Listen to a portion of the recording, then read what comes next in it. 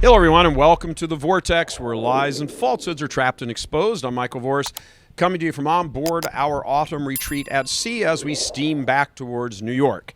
The experience of Catholics in America, which has been the theme of this retreat, the history of the church here, went from bad to good and back to its present day bad, really bad. And in truth, the present day, as we have said before, is nothing less than a total dumpster fire. For example, the Bishop Statistics Group just last week published its findings that the number of Catholics who attend Mass each Sunday has plummeted even further, now down to just 17%. There's not really a need to go through all of the depressing yet revealing stats of others on other topics to say no other conclusion can be drawn other than the church in the United States right now is headed towards extinction. A number of sociological data points also point to the impending shipwreck. For example, Gallup published its poll last week, also as it was immediately seized upon by the atheists from the Freedom from Religious Foundation as proof of their success. It revealed, for the first time since Gallup has asked the question, this goes back decades, that a majority of Americans no longer identify as simply religious. 51% no longer label themselves as religious. And as you might already have surmised, the future outlook is even more bleak, as the large numbers of young people are the ones skewing that poll even further. And as a population trends more and more atheist, or at the very least religious indifferent, the politics will be sure to follow. Politics is always downstream of culture. Leaders rarely actually lead. They follow what their constituents want so they can hold on to their own personal power. In a democracy, once the citizenry becomes immoral, the laws will eventually catch up to that reality. There are now fewer parishes in America than there were in 1965. The number of marriages, baptisms, confirmations, first communions are all tanking. Catholicism specifically is heading the way of religion in general in America, which is into the arena of irrelevance. The largest group of Catholics in the country are now former Catholics. Among all religious bodies, there is one trend in general that sticks out.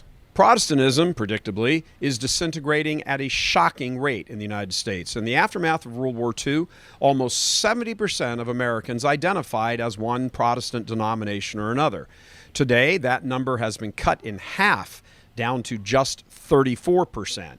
So-called non-denominations, which did not exist immediately after the war, today do comprise 11% of the population on their own.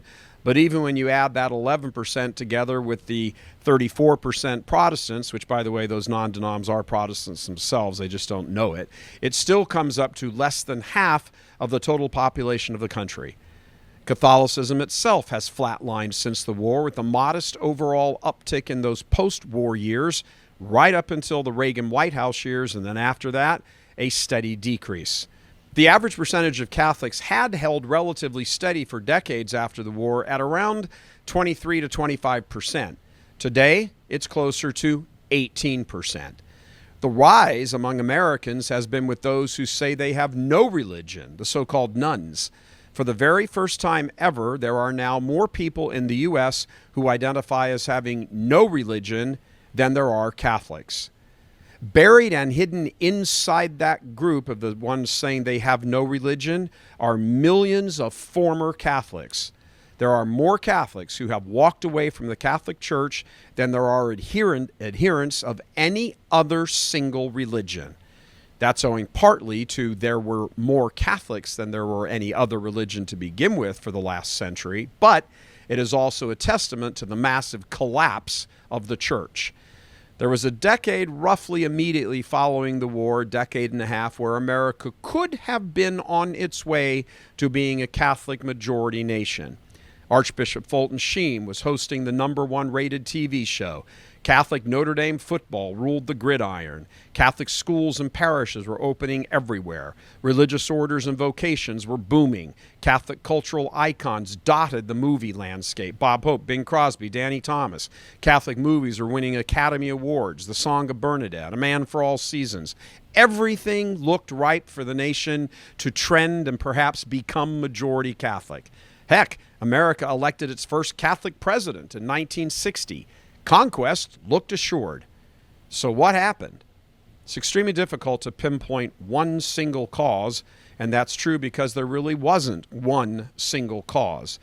But underneath that rosy social picture, warning signs were already appearing, and perhaps the most telling was this: mass attendance.